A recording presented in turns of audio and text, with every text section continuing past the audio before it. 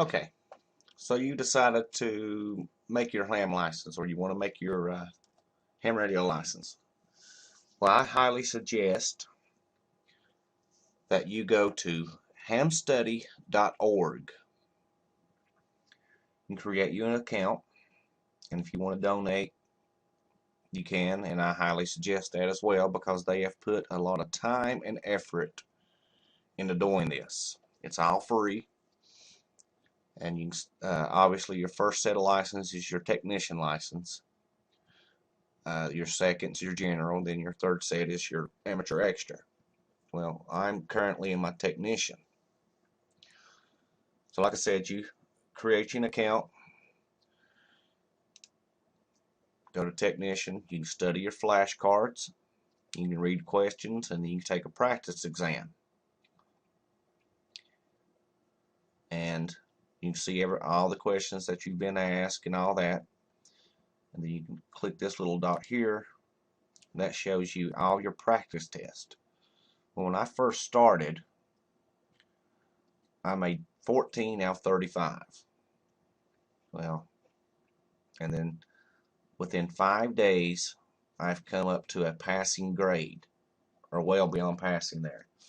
And then these two right here is what my wife did. She took the test 2 times, not studying the first thing, and this is what she got with 22 out of 35 and 21 out of 35. So it's not hard as in what people think it is. But I already have a practice session, a practice test in session. So we'll go ahead and click on it, and you'll get asked 34 questions, and you'll never take the same test twice. Now you'll have several of the questions to be asked in it, but you'll never take the same test twice. If you miss a question, it'll be thrown in another test, not necessarily a back-to-back. But you know, I get this question all the time. I mean, you know, it's just randomized. But it says, which of the following is common practice during net operations to get the immediate attention of the net control station when reporting an emergency? Well, obviously, it's C. You got to say, or you want to say priority or emergency, followed by your call sign. That way, if they're in or yapping or whatever, you know, and the other people hear one of the two of these words, they know to shut up because something's, you know, major coming across the waves here. So that's that answer.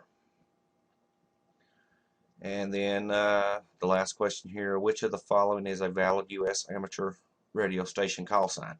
Automatically, you're looking for five here. So that would be B. So it's 1, 2, 3, 4, 5. You see all these other ones. That one's 4, and that one's just way out. So the correct answer for the U.S. amateur radio station call sign will be a total of 5 in conjunction with numbers and alphanumeric. So we're going to grade my exam to see if I passed or failed here. So I'm going to come up here, and I passed. 33 out of 35. I got a 94%.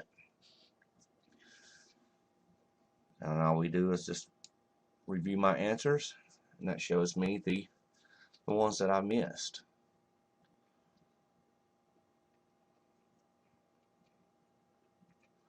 Like I said, this is now day 7 studying.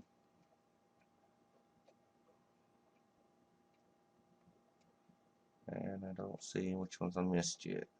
Probably 2.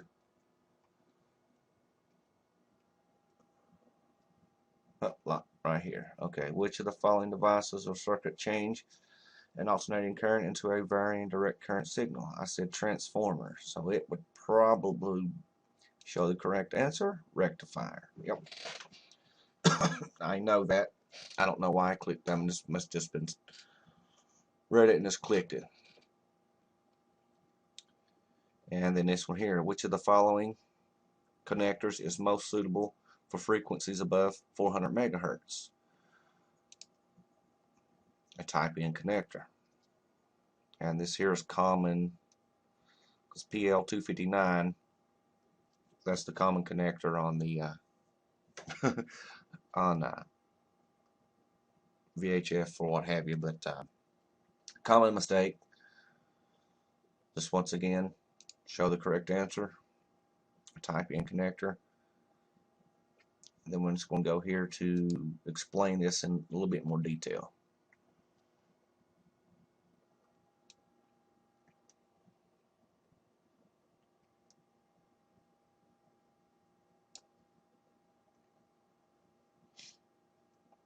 But yeah, there you have it.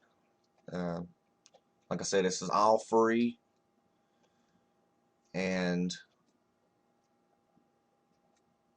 it's very good. And like once you study and get up to date, you know, get up to par on everything, and you want to go take your technician license. So this shows you what I did just now, right there, July 27th. Excuse me. But okay, you got this. You're passing the practice test and all that, which is actually going to be the test you're taking. I would suggest to go here and click on License, Education, and Training, which it's ARRL.org. And then as you can see here, find a license class, find an exam session, and you have all these others. So you want to find an exam session, click on Learn More, and as you can see here, to optimize your search, less information entered in the search field will return more information in the list. So you type in your zip code and you put 250 miles or whatever and do a search, and if nothing pops up, then what you'd want to do from there would be to go online and look up amateur radio clubs or what have you. And usually the clubs have someone in there that offers tests, or at least knows where you can go take them. And they're usually every month, you know, one day a month. And the one in my current area is second Saturday of every month. But there you go. Hope I helped a little bit with those who want to take their ham license or to get into ham radio and, you know, to start after amateur radios. Like I said, I highly suggest you come to hamstudy.org, make you an account, and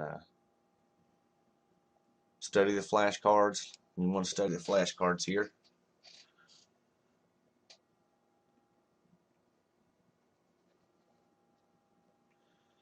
So, what type of electrical component stores energy in a magnetic field?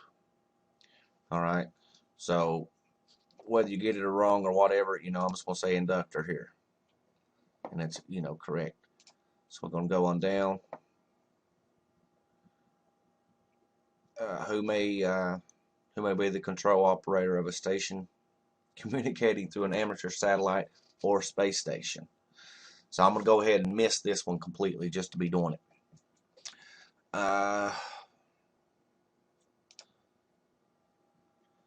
So now, show the correct answer. Any amateur whose license privileges allow them to transmit on the satellite uplink frequency. So look, okay, well, I still don't understand that. Once again, click on the Explain tab and just read all that, and you just go to your next one. But like I said, you get on here, play around, study your flashcards, do your practice test, and then you'll be passing with flying colors before you know it. If I know I can do it, anybody can do it.